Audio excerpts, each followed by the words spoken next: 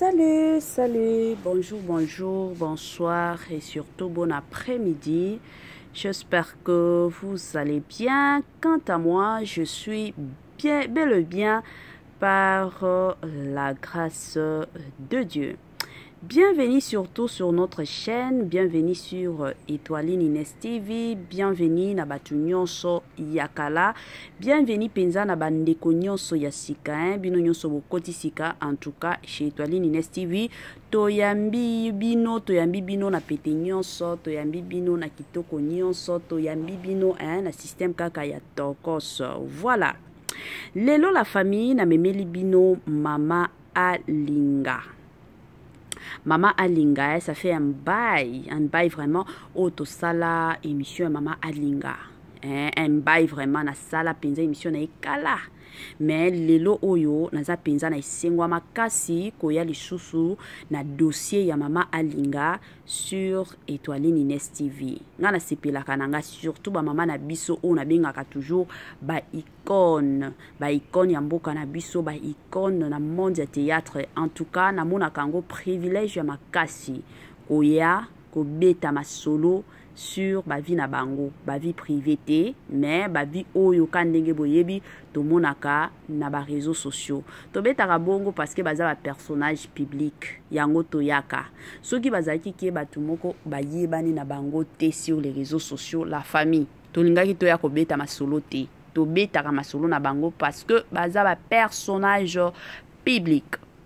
Lelo oyo bandeko nanga kande boyebi na monde ya théâtre na biso biswana et komi ebele na monde théâtral na biso la famille koyokana ezalaka te.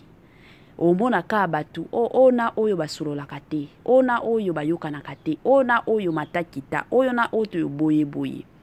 La famille ezaka bongo toyeba te bawelelaka nini makambo nini esalaka keno basololaka te, ezalaka nini eza kutu na batu mosusu biso tokanisaka keno batu o mibale basololaka te, nzoka basololaka na bango. Mosusu eza kaka opportunité moko boye, occasion moko boye esali keno batu o mibale basololi te, peut-être o yazalaki na ye occupé na moi makanisi na ye kandenge ezalaka, peut-être côté mosusu atiaki batu mosusu na makanisi na ye pour que se rappeler na oyo ezalaka moi pasi. Donc eza moi bongo. Voilà. Makambo nini tomemeli bino lelo concernant mama na biso Alinga, la famille. Comme d'habitude, avant na kota na dossier wana, je sais que chaque fois que to salaka ba vidéo na biso ya sika, bato sika pe bakotaka. Yango la famille na kolinga nanu avant na aborder sujet na biso ya lilo, avant na kota na mozindo penza ya makambo na biso ya lilo, ekozala malamu mingi na ya ko sensibiliser bato nyonso ya sika. So que yebi keno okoti sika na chaîne na biso na koya ko senga na yo o s'abonner massivement. Tango so s'abonaka bongo ko bossa na pete ko klikaka sur la cloche de notification pour surtout recevoir les nouveautés de notre chaîne. Aimez la vidéo la famille, commentez et partagez et que ça la biso oyo tolobaka na biso chaque jour, chaque minute et pourquoi pas chaque seconde tokos makasi. Bande konanga kande na betaka masolo ezalaka toujours malamu mingi soki ozolandaka biso zala penza ya kovanda. Tango ozolandaka biso neti na minute oyo zwa penza kiti na yo vanda. Tango ozovanda kawana zwa mwa mai na yo pembeni, zwa mwa jus na yo pembeni, zwa mwa sucre na yo pembeni. Kote mosusu kandenge kendaka, kote mosusu kandenge to salaka, kote mosusu kandenge to betaka masolo, talela pe heure. Soke moni keno eza nango tongo na pete nyonso, na osenga na yo kota olia petit déjeuner na yo. Soki omoni keno eza nango midi, en tout cas na kitoko nyonso na osenga na yo kota penza olia repas préféré na yo. Soki omoni keno eza nango pourquoi la famille na osenga na bino kota na kitoko nyonso na bolingo nyonso la famille olia penza soupe na yo na système moko kaka ya oyo tolobelaka chaque jour, ya oyo tobetaka na biso masolo chaque jour na système kaka ya tokos makasi. La famille, nini ezoleka. Mama 2024 Gavker to Yelibino solution. Bon aba problème ya trompe, fibrome, myome, kyste, règle abondante. Gavker to zalina solution. Yo oyo okota ménopause atana 65 ans na Gavker oko simba mwana. Ebongo oyo etali fertilité masculine. Ba papa to bosani binoté, faiblesse sexuelle, éjaculation précoce, insuffisance des spermes, topé agrandissement de pénis. Posaya mwasi et kimayo kimobali etelemaka bien te awa yoka yango etelemi. Ebongo oyo etali loposo, vergeture, babengi nduta, bouton, tache, acné. Gavker ba produit ya solo teint uniforme. Na 5 jours ya pamba oteli talendenge bimi kitoko na feti. Tozali na gamme complet ya kopakola, ya injection, ya comprimé na ya suppositoire. Yeah. Ozali na problème ya hémorroïde interne, topé externe. Papa, maman, kaka na 2 jours ya pamba omoni changement total. Bona maladie ya tension, diabète, AVC, topé obésité, lobiko ezali perte de poids sans okota salle de sport. Kisi ya injection pe comprimé na Gavker bikalibela. Olingi okima suki pe mandefu ya pembe benga biso na lombango po awa tozali na solution moko durable. Ba produit na biso nyonso ezali 100% naturel pe esalemi na ba plante na ba industrie ya Angleterre pe Allemagne. Benga biso na numéro oyo plus 44 74 05 65 35 48. Gavker solution ya santé na yo.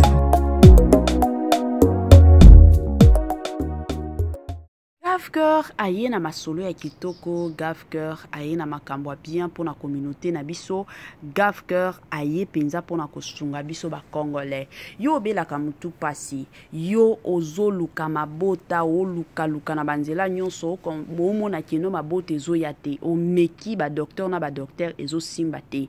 Na minito yo na osenga na yo bisika moko kaka place ya kozwa solution, place oyo ekoya ko bikisa yo libela eza nango kaka na Gavker. Matakita eza nango kaka na Gavker na système kaka ya kitoko mingi makasi. Voilà. La famille, kandenge na beta ki masolo. Lelo na memeli bino icône ya mboka na biso. Mama Alinga. Mama Alinga aza moko ya ba comédien na biso ya tongo. Moko ya ba comédien na biso oyo asepelisaka biso, oyo asekisaka biso, oyo aedikaka pe en masse. Parce que ça ba comédien mosusu ata soki otala ye bongo, ata soki aza na popularité, otala ka ba makambo na ye ba makambo abimisaka na munoko. Mosusu tu te poses des questions, en tout cas mutu oyo auta wapi, ausala pe nini. Mais eza pe na ba comédien na biso mosusu soki akoti yo moko kutolobi wow, quel talent. Ba mama Alinga za mama moko soki akoti apesaka makambo. Pas seulement ko pesa makambo la famille, soki azo jouer tozwaka toujours un plus na côté ya mama Alinga. Sikoyo makambo oyo esali ke non lelo na ya kosolola. Lelo to ya kobeta masolo. La famille toutaki kokunda ndeko na biso comédien na biso na kombo ya Papa Jani Fai. Tokundaki ye kandenge bomonaki bino nyonso. Tokundaki ye. Après kokunda ye ba makambo eyaki kobima. Oh ndenge zaboye Poutine de l'écriture Belvi Kandi, à qui d'ailleurs je salue en passant. Moi si Nzambe balobi pema na yo dunda na yo na Belgique place oza you deserve it. Donc ce qui moment mi pesami ya okende penza ko dunda ko pemisa nzoto, en tout cas sala yango année à 2024 oyo sala na yo ba voyage kilikili so que zui moi tant moko boyo lobi que non na sina kotisi déjà ba film mosusu ke ko pema ta mois 2 semaines na yo, une semaine na yo ozongi lisusu kandenge zalaka na système ya bien. Voilà. Ebele ya batu baye na ba propos na bango ke non ndenge zaboye mama Alinga na Poutine de l'écriture Belvi Kandi la patrona basolo la kate. La famille libota, est-ce que boza? Lelo eza ya kobeba. famille libota de partout au bolela mama étoiline est-ce que boza soki boza kandenge to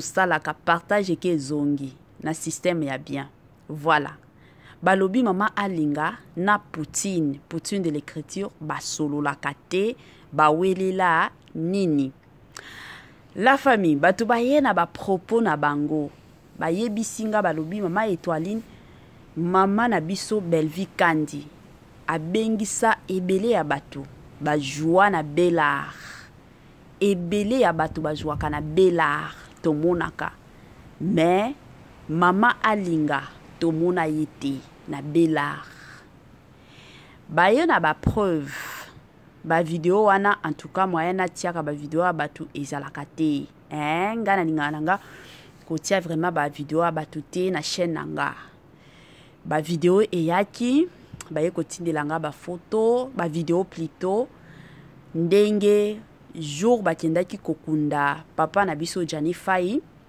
Belvi akotaki tango akoti muto liboso apesaki mbote donc bayambani c'était papa na biso Turbo muto mibale ezalaki tonton Omar Kabongo tomonaki présence ya papa Masumu tomonaki pe présence ya mama Alinga tango Belvi ayambani na papa Turbo mama Alinga azalaki pembeni et puis toye komona vidéo eke lisusu epai ya tonton Omar Kabongo place pe Belvi Kandi na tonton O bayambanaki nde bato balobi te mama étoiline vidéo ezalaki claire ya kolobaki non Poutine de l'écriture na mama Alinga basululaka te bon ebele ya bato bayaki na ba propos na bango balobi non Belvi Kandi aza mwana mabe boye la famille na okote la mutu te mais kandenge boyebi moi je suis au milieu du village musala nanga ezalaka musala te ke non na ya kokote la soki nani te musala nanga eyaka pona kozongisa makambu nyonso liboso personnellement kolobaki non mama Alinga nanu ajwa epai ya Belvi Kandi te bandeko nanga toza na bato ebele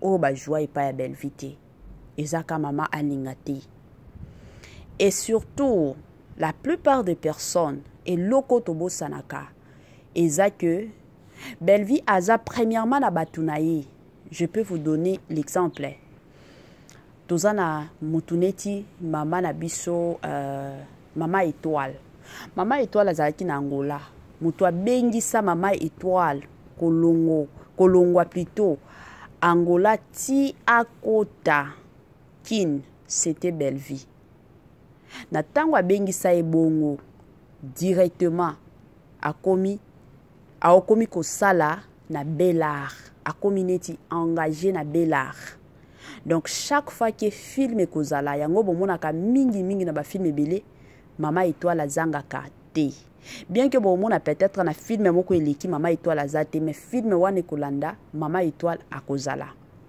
toza na batu neti ba mama Milo soki bolandeli bien baza batu moko mingi na ba film bazangaka te soki film oyo azate film mosusu akozala de la même façon avec ba mama Top de la même façon avec ba mama Léa bien que ba jouaka bisika mosusu mais chez Belar ezalaka neti ndako na bango eza mwa bongo sikoyo batu neti ba mama Alinga soki totie bongo baza neti ba mama mama Makambo asala kepa ya Belviti mais eza na ba film peut-être moko après ce qui 4 mois de bakoya ko bengisa ye ake a jouer et puis bayaka dans quel sens soki ba rôle na bango eza nde okomona bango baye ko jouer mais soki rôle eza te bako bengisa ye te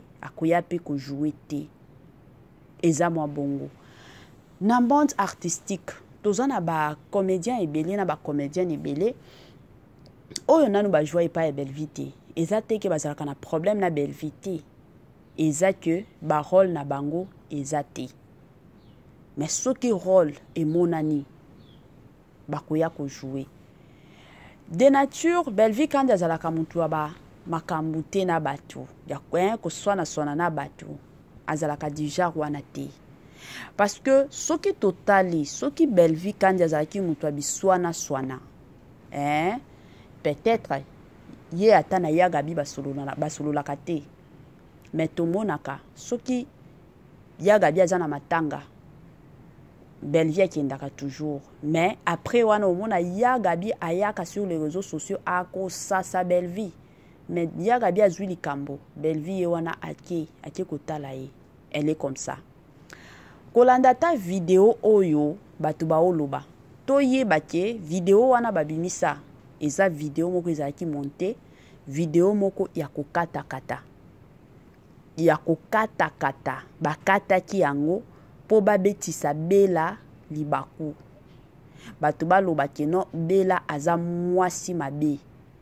Eza vidéo mondo na kotala ntuka nga nazwaki tananga. Kande na salaka. Nga nazalaka pressé te. Soki batu batindeli nga biloko. Soki makambo za ko beba sur l'internet. En tout cas, la famille nazalaka pressé te neto mona ka batu mosusu mona akomi il faut na tia. Je ne suis pas comme ça. Nazwaki penza tananga nyonso. Ya kolanda vidéo wana. Na mona penza. Eza vidéo moko ba kata.